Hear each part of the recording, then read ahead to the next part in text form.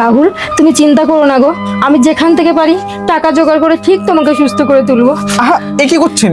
পেশেন্টের সামনে একদম কাঁদবেন না। আর শুনুন, অপারেশন করতে 1 লাখ টাকা লাগবে, আর আজের মধ্যে টাকাটা জমা করে দেবেন, তা না হলে ওকে বাঁচানো সম্ভব না। ডাক্তারবাবু, আপনি অপারেশনের ব্যবস্থা করুন, আমি ঠিক সন্ধ্যার মধ্যে টাকা জোগাড় করে নিয়ে আসবো। তুমি চিন্তা করো না গো, আমি ঠিক তোমাকে সুস্থ করে তুলবো। মহেশবাবু, আমার স্বামীর অপারেশনের জন্য 1 লাখ টাকার প্রয়োজন, আমাকে একটু সাহায্য করুন মহেশবাবু। আরে আরে, আবার টেনশন?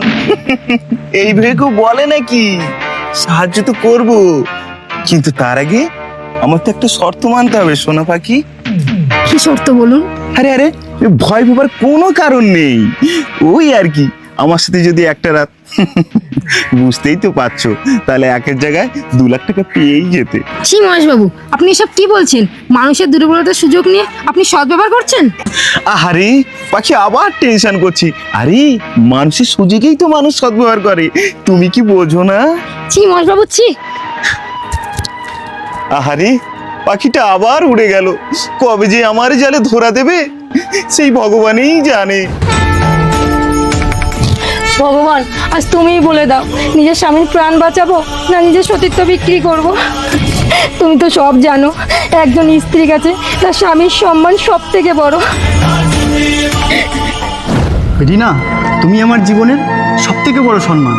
তুমি পাশে থাকলে আমার জীবনের সব কিছু হারিয়ে গেলেও তোমাকে নিয়ে আমি বেঁচে থাকতে চাই।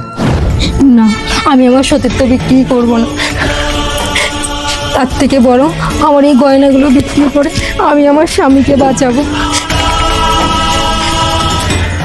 চিন্তার কোনো কারণ নেই, অপারেশন সাকসেসফুল হয়েছে। আপনি 2-1 দিনের মধ্যে পেশেন্টকে বাড়ি নিয়ে যেতে পারেন।